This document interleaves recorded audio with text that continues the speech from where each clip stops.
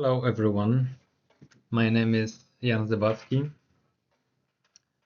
and yeah, I thought it would be a nice idea to record the presentation of my graduation project that I graduated with at TU Delft University of Technology in June 2025. So just for future reference or to just be able to show the project to anyone interested, I think recording the presentation is a better way than just sending a PDF.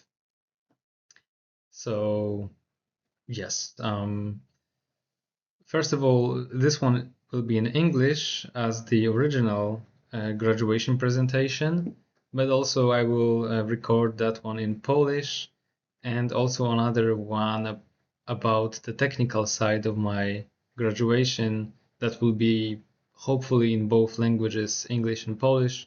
But for now, I think I will just post a link to the Polish version of this presentation in the description of the video and also to the technical presentation of this graduation presentation. Let's go into the presentation then.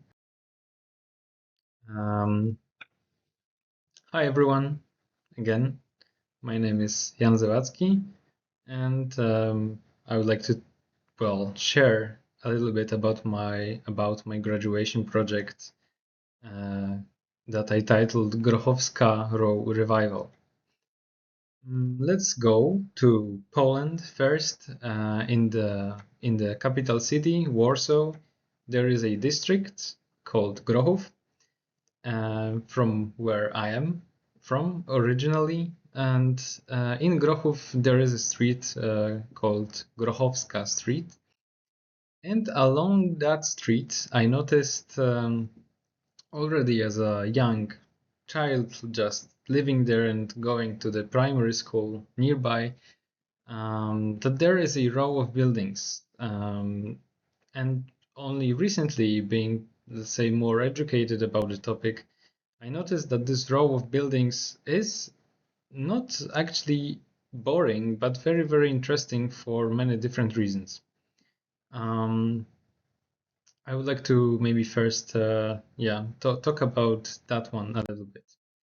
First of all, Grochów used to be a village or not even outskirts of Warsaw in the 1920s. It was just farmlands and swamps and wooden houses.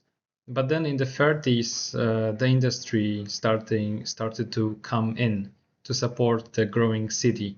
So a lot of new factories were being built in that area. And for all of those factories, the workers also came.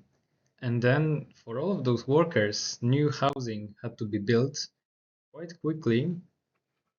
And so in that way, the first truly multi-story masonry mass housing was built to support housing for those workers that came.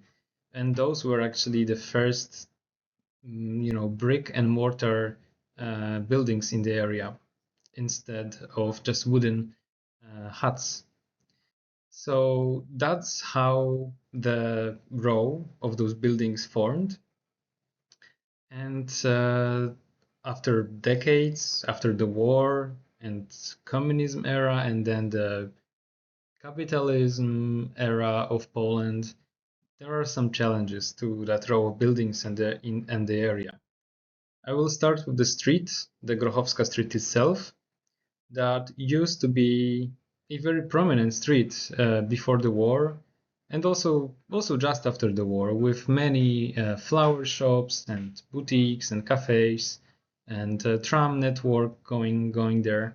So it used to be a very vibrant place for people to go and spend time. And right now it is very much neglected, with the facades of the buildings in bad shape, and then not many shops being open, some being abandoned for quite a long time, and also how it's being taken by the cars, the sidewalk.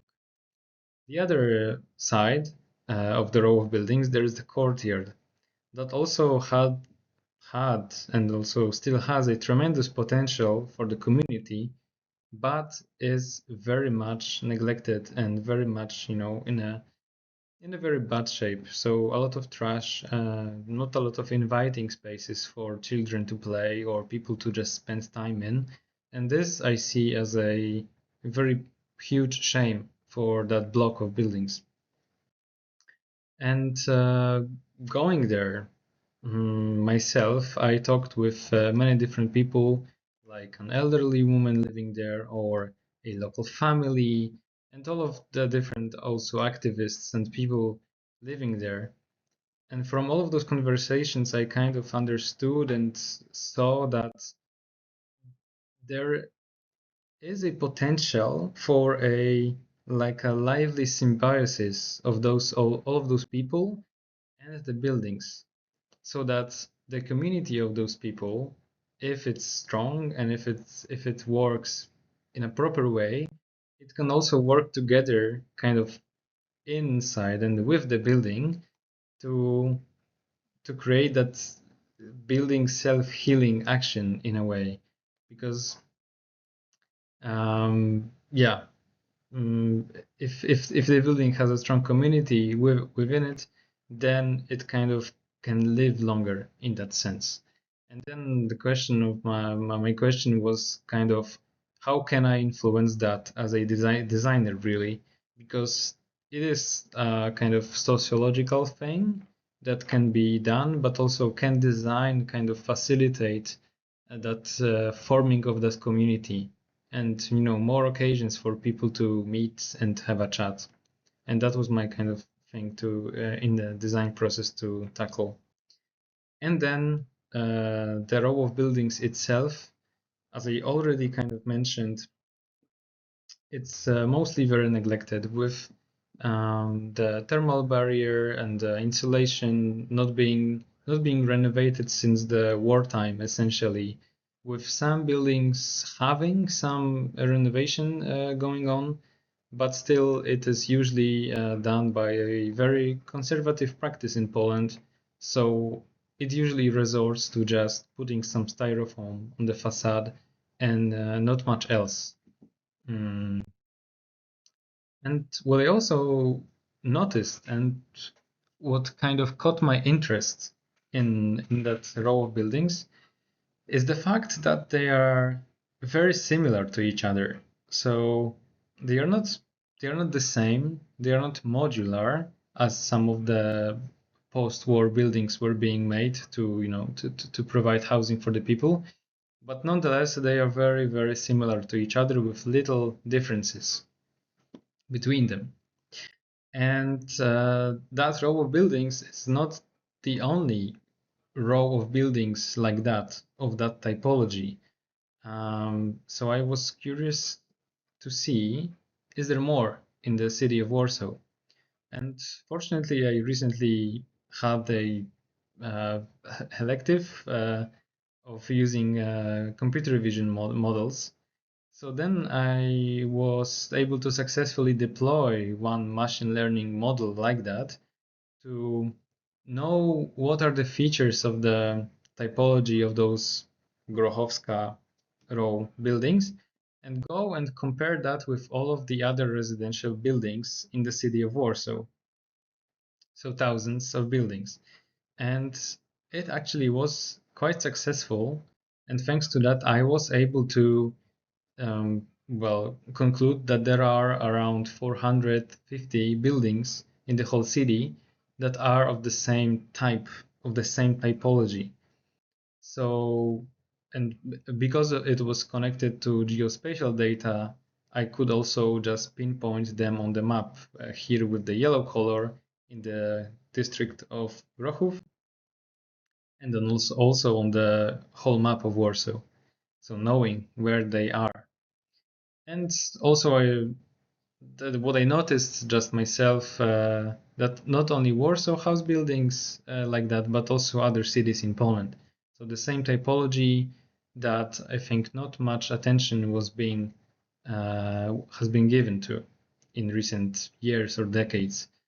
And what I see here is a very, very big potential to do something with those buildings because they are so similar to each other. They all need or will need a lot of renovation and refurbishment work. I see a potential of a design that could be applied easily to all of them. A design that applies to one building can also be easily transferred to others or to the whole row, or a lot of different buildings like that. And then there is also the question of how do we do it properly, because there is this call for drastic measures to tackle climate change and how we influence the environment with how we build. And there is that kind of feeling that we should stop building at all if we want to achieve our climate goals. But of course, we have to have buildings to live in. So then naturally the conclusion comes that we should try to use what we have already. So all of the buildings that already exist can be thought in a way that then they could be, renovated and repurposed in different ways so that we can use them again and prolong their lifespan. And how to do it? For it, I don't see many other alternatives than to also think about how we do that renovation and refurbishment work. And I think there's no other alternative really than using bio-based and circular materials. Because, well, for one building, maybe it doesn't matter that much if it's done with traditional practice or bio-based materials. But in a design like this, that can be applied to hundreds of buildings like that, then it really starts to matter with the scale, with what materials it's being done. So then what's the impact in the end of all of those interventions? There is a problem, however, with that in Poland, that there is a still lack of knowledge in the industry, but also among normal people, that it is possible to just use those bio-based alternatives that are not in the standard practice. So I posed a kind of question for myself: how do I bridge that knowledge gap, and how to properly design buildings and also design renovation strategies of buildings like that. So I created for myself a catalog of bio-based materials that can be used in future-proofing, renovation, and refurbishment practice of such buildings as the Grochowska Row, and also a guidebook of possible strategies of retrofitting that can be used in buildings like that. And that guidebook was not only for me as a designer, but I also imagined it to be helpful for people living in those buildings to kind of get educated about what they can do with their buildings and what bio-based materials are there possible to use, so that they don't rely on the conservative practice in Poland, so that they have their own ideas already. And from all of those studies, I thought about some guiding principles for my design, those being strengthening the community of people there so that they know each other and work together to better the state of the building in the future, extending the available space for those people, so not only improving the thermal layer of the building, but also giving them a bit more space to live in, giving them, the people there, the sense of agency and belonging in the building, so that when people feel that something is theirs and they have agency over it, I see that they care for it a bit more. Also improving comfort and health of the people and maximizing the circularity of the whole intervention. So let's dive deeper. then and go to the district of Grochów and to the block of buildings that is the topic of my thesis. The district is built pretty densely, though still with quite a lot of space for air circulation and also a lot of different sport amenities and football and other fields and playgrounds for children to come and spend free time in, and a lot of greenery. There's one park, there's another park, there's just a lot of greenery that people can use in their free time, and all of that makes for a really nice neighborhood to live, actually. Focusing on the block of buildings where the row of those tenement houses along the Grochowska Street is, I focused on one of those buildings.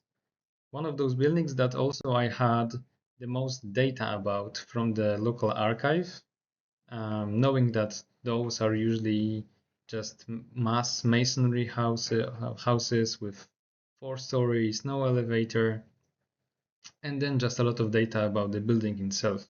So I can work on a design for the building and also for the immediate surroundings, seeing the 3 main areas of intervention that I can use.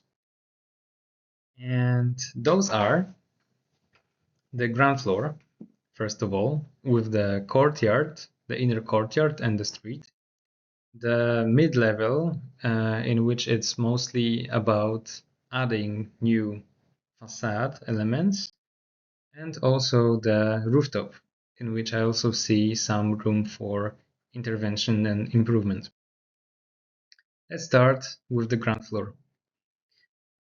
First, now we see from above the ground floor floor plan with the Grochowska Street up and the courtyard below. And starting with the Grochowska Street facade, not much can be done there in terms of changes because of the heritage regulations for those buildings. So that's mostly what can be done is just to improve the facade and the thermal layer, responsibly not changing much of the original typology and everything. But then also I see some potential for kind of personalization of the building, because I noticed all of the buildings have those really nice ceramic tiles on the ground floor level. And then right now they are very much neglected. But I think that this is a very nice potential for those buildings to have some soul to them, so that each of them could have those tiles in different colors.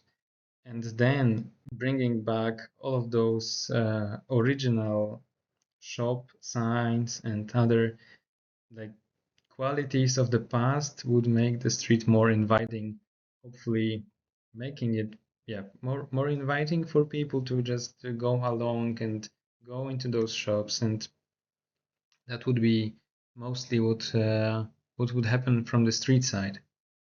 And then going from the street to the courtyard through the building, I can see also a lot of potential for some mixed communal use spaces, like a cafe with also a space for children to play when the parents, just can leave their children for a bit and do some work in the morning or in the evening. Also, what's very important and what is not necessarily realized right now, to make all of those spaces accessible with ramps and everything that makes it's possible for all people to come there and see and use those spaces, and also spaces to just sit and wait for a friend, or park your bike and have that one spot of connection with your neighbors. That's then transition to the main part of the building, where from the courtyard side there are some additions. Firstly, the addition, which is the extension of the facade with the new structure, which requires a little bit of changes on the inside, here shown as red, so removing the balconies and some walls, but not much, to create a space for a corridor that will lead to the new elevator, so that everyone can access every floor and not being dependent on being fit to go by the stairs. And also the extensions, so those balconies, which then people can use as the extension of the space, essentially, so that this will be the new living space for those people, and also a communal tower. So from the inside, originally we'd have this kind of situation with those little apartments and windows that provide light inside, but then all of those windows could be extended, enlarged, and then the new living space could be available for those people, bringing in essentially new possibilities for those people to live and spend time in. So from those little balconies that people didn't have much space than to put a chair on, now they would have much more space that would serve as a winter garden or just an extension of the living room with then new balconies. And then what was also important for me and for those people was to be able to make it their own, kind of.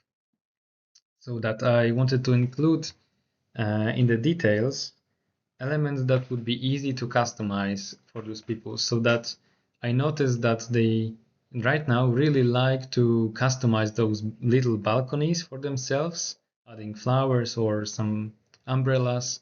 And then I wanted to emphasize that and strengthen that feeling that you can really customize your space for yourself, so that you feel that it is your own and you care for it a little bit more.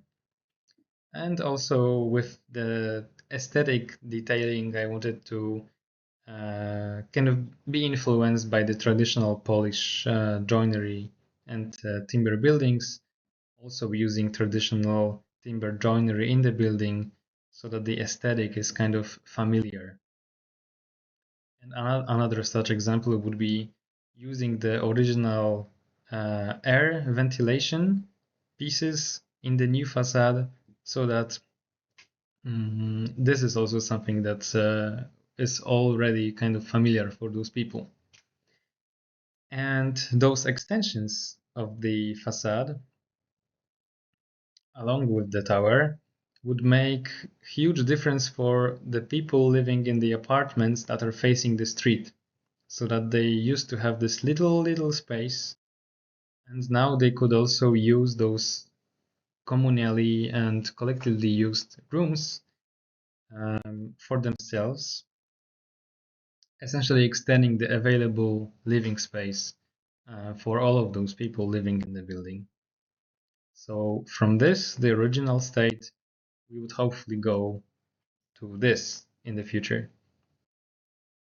And then you might wonder what's with the tower, and what is that tower anyway?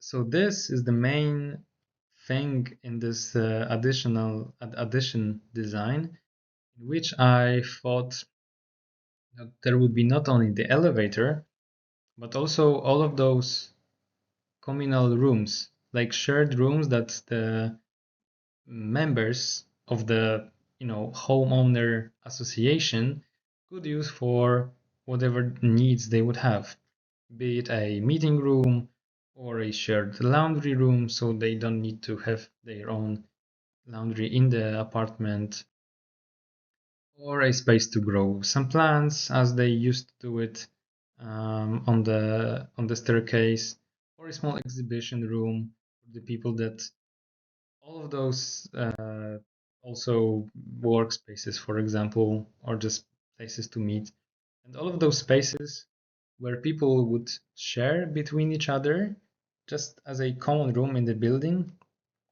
even to organize a party or something, that they could have more of those connections, more of those occasions to say hi to each other, see who is doing what, and at the same time having more of those possibilities to talk about the building and, are there any renovation is there any renovation action needed or something like that. Mm. And what is also kind of interesting I see is that during the whole construction of the new facade, I thought it and designed it in a way that really it can be done without the need for those people to move out of their apartments because it all happens outside. But if someone would like to renovate the apartment at the same time, then they could store the furniture in those common rooms during the construction time. And lastly, let's go to the rooftop, in which from the normal rooftop as it is now, I can also see some possibility for a community space there that could be rented for parties or just gatherings, and with the rooftop garden, and also an apartment that could be used to provide some more revenue to the homeowner association. And that rooftop garden could also serve as the space where people could meet more often or just have a possibility to share and organize a party on the rooftop instead of maybe being a nuisance for the neighbors, as as shown here.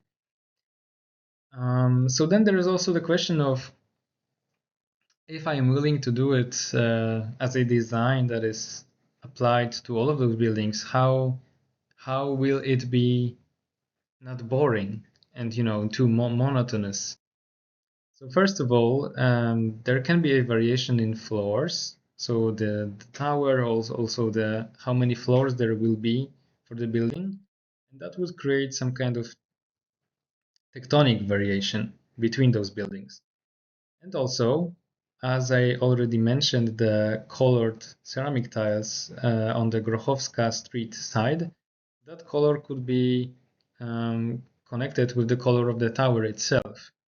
So that together, those, well, parameters, let's say, would hopefully make for a quite playful row modification in the future, so that it's all different and varied and interesting for people to live there. Then I would like to talk a little bit about the structure and the technicalities of the project, because as I mentioned, I see no alternative than to do it with bio-based materials. And as you can, of course, use bio-based materials for finishings and insulation, here I would like to focus on the structure, as it usually houses the most embodied carbon.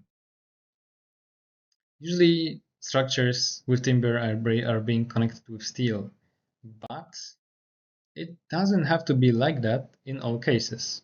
We can also use timber joinery that is common in Japan, but also it used to be very common and still is in Poland and in that region. So combined with modern knowledge and those old techniques I got inspired from, I developed and designed a timber joinery for the main columns and beams for the whole structure, so that it can not only be easily assembled on site modularly, as modular elements that are easy to be transported on site. They wouldn't require huge trucks and huge cranes to actually transport and assemble on the site. But also that would mean that it could be really easily disassembled in the future and serve for different purposes in the future, if the building would be changed later or for whatever reason. And I also wanted that general aesthetic feeling of the, let's say, external detailing of the facade to be also as familiar as possible, so that it kind of reminds the people of traditional Polish architecture and detailing. So then, lastly, I would like to talk about the comfort of the people inside and how do I make it comfortable and even better for the people living there. So with the new addition to the facade, there is new shade, which fortunately actually I calculated it in a way that during summer there is no direct sunlight coming in the apartment, so not causing any overheating. And during winter, it does come inside, so then there could be some gains from the sun radiation to warm up the apartments. At the same time, enabling a lot of daylight for the people and assuring that they have enough daylight and that it's comfortable to live in those apartments. Also, the ventilation. The bigger apartments can be ventilated from one side to the other, so from north to south, if the winter gardens are open or the vents are open. As I mentioned earlier, I am using the same kind of design of the ventilation inlets, through which the fresh air can go into the winter garden area, and then it serves as a winter buffer in which the fresh air comes in and is being heated up in that buffer area, and then can enter to the apartment as a fresh exterior air that was preheated in this winter garden chamber in a sense. And because of that, the energy cost for preheating that air is essentially not there. And also the material choices, that was also a challenge to know which materials are the best for the masonry buildings like that, because then you have all the moisture problems and fungi possibly, so that I had to carefully choose any timber, fiber, and hemp insulation that would also mean more comfort for people living in the apartments to actually also clean the air. So from maybe to conclude, so from this, hopefully people would have this, those little balconies, they would have more space for them to use and to feel as their own and customize it as they wish. And from this, on the courtyard side, over time, there would be this, and each building would have its own soul in a way. So then let me talk a little bit about the reflections that I have from this graduation project. I think I had the most, maybe not problem, but challenge with finding balance between what people preferences are and what I can do to maximally to push for maximal use of bio-based materials in a sense. So between my idealistic ambitions about bio-based architecture and grounding in the context, talking with all those people. So which means essentially, I could go with fully circular and bio-based materials that are also require a lot of maintenance and a lot of replacing, for example, every couple of years. At the same time, people don't really have that much time and that much willingness to live in a building that they will need to spend a lot of time maintaining it, or at least not yet. Not yet they have that much time. So, and all of those other aspects of durability and cost effectiveness, and yeah, that was a challenge, and I still see this as a very large challenge. And it was quite difficult to find all of those metrics and kind of reduce them to some kind of numbers. And still a lot of those metrics, I think, they remain intuitive and very context dependent. And that, which all of that led me to the material decisions that I hope, I think, are the right in that context. So to conclude now, I hope that design can be an intervention that would improve the lives of the people in such a building, but also could be applied easily to other buildings like that of the same typology in that row, in the whole district of Grochów, and could be applied for hundreds of buildings in Warsaw, possibly changing lives and actually improving the lives of thousands of people. And this is the thing that I like the most about this idea, that this one design can be scaled and improve the lives of many, many people. But